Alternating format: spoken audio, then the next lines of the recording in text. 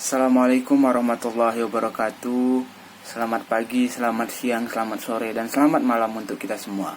Perkenalkan, nama saya Makmur Arman. Saya berasal dari Universitas Sumatera Utara, Fakultas Pertanian jurusan Peternakan, dengan nomor NIM 2003-06-028. Di sini saya akan menjelaskan atau menjawab pertanyaan seputar tentang metabolisme. Di sini, ini adalah tugas pertama kami dalam mata kuliah biokimia yang didoseni oleh Ibu Tati Fidiana Sari. Langsung saja kita ke pertanyaan pertama.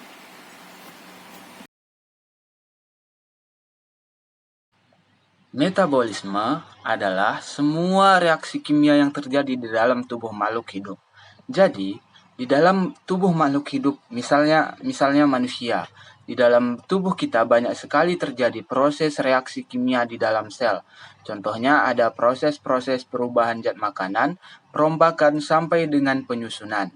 Oke?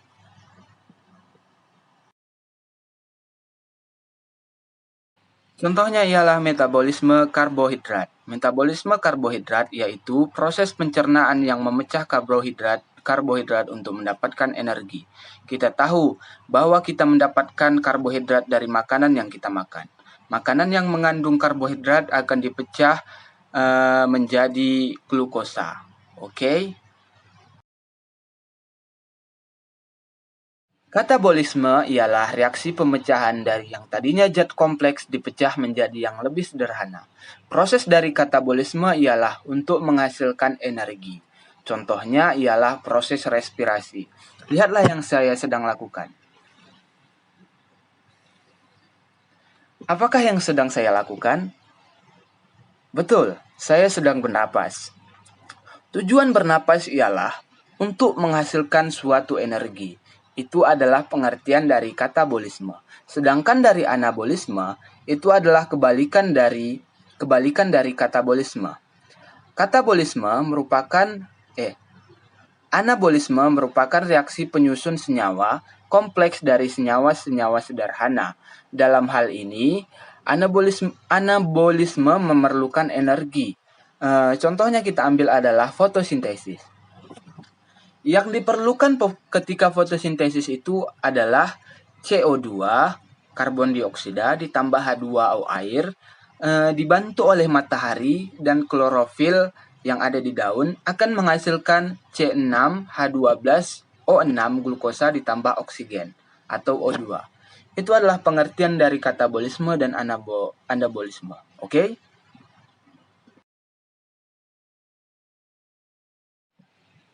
Saat makanan dicerna dalam tubuh, karbohidrat akan melalui proses hidrolisis, yaitu proses penguraian menggunakan bantuan air. Pencernaan karbohidrat tersebut terjadi dengan cara mengurai senyawa kompleks menjadi senyawa sederhana. Ketika makanan yang kita kunyah di dalam mulut, makanan akan bercampur dengan air liur yang mengandung enzim petialin yang akan menghidrolisis pati menjadi sebuah maltosa dan gugus glukosa kecil.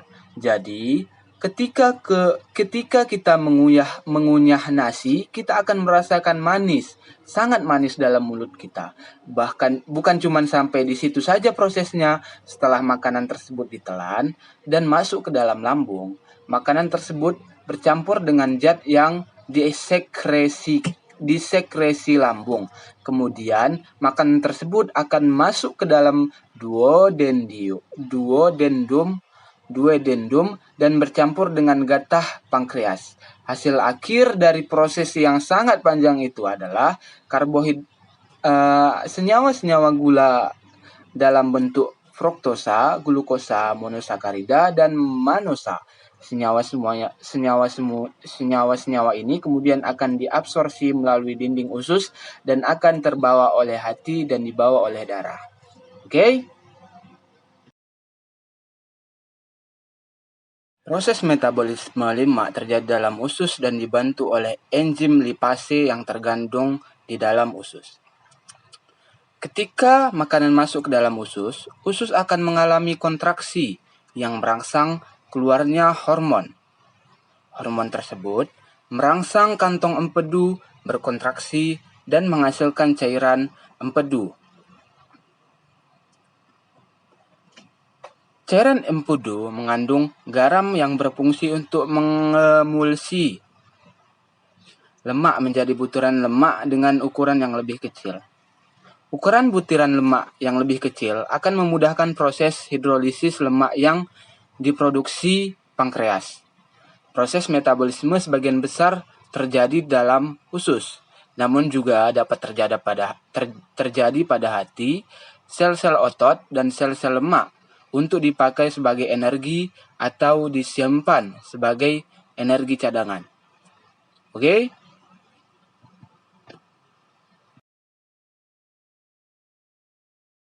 Metabolisme protein merupakan proses kimia dan fisika yang mencakup pada perubahan anabolisme protein menjadi asam amino dan penguraian katabolisme asam amino pada protein.